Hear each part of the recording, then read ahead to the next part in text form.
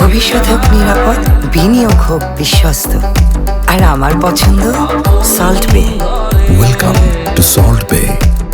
17 তারিখে শপথ 12টার সময় নিয়েছি। এরপরেই 2 দিন আমাদেরকে সংসদে রেখে ওনারা এমপিদেরকে ট্রেনিং দিয়েছে যে কিভাবে ব্যক্তি, পরিবার, সমাজ, রাষ্ট্রের কাজ করা লাগবে এবং আমাদের কাজ তো আইন প্রণয়ন করার জন্য সাহায্য করা, ওইগুলো শিখিয়েছে।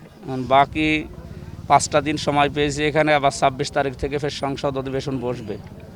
এই 5 দিন সময় পেয়ে আমি আবার কুষ্টিয়ায় এসেছি এই মূলত কিছু বড় বড় জায়গা দেখার জন্য। এগুলো যে আবার রিপোর্ট করা লাগবে, যে এটা তো এখন স্বাস্থ্য মন্ত্রণালয়ের আন্ডারে, শিক্ষার ওইটা দেখবো।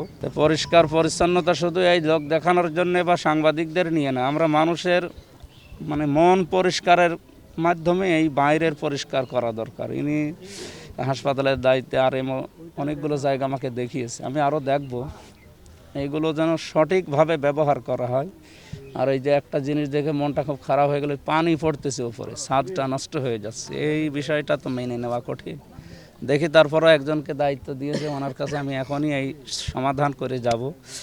আশা করছি ওয়া তাআওয়ানু আলাল বিররি ওয়াত তাকওয়া ওয়া লা তাআওয়ানু আলাল ইসমি ওয়াল উদওয়ান, এই আয়াতটা সংসদে তেলাওয়াত করার মাধ্যমে এবং আউফু বিআহদিল্লাহ এই আয়াত তেলাওয়াতের মাধ্যমে আমাদের শপথ দিয়েছে।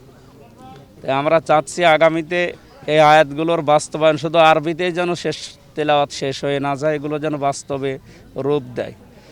আমিরে জামাত আমাদের বিরোধী দলীয় নেতা, উনি একেবারে স্পষ্টভাবে আমাদের এমপিদের সামনে এই ট্রেনিং চলাকালীন জানিয়েছে যে আমরা ভালো কাজ এসে যেই করুক, এখানে দল বেদল আমরা না, ভালো কাজ যেই করুক সাহায্য করব এবং সহযোগিতা করব।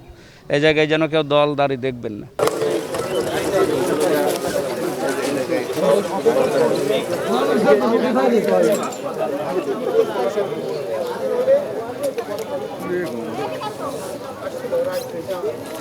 আমাদের প্ল্যান ছিল ওই রাস্তার পোল দিয়ে আমরা ঢুকাবো, আর একটা জায়গা বড় জায়গা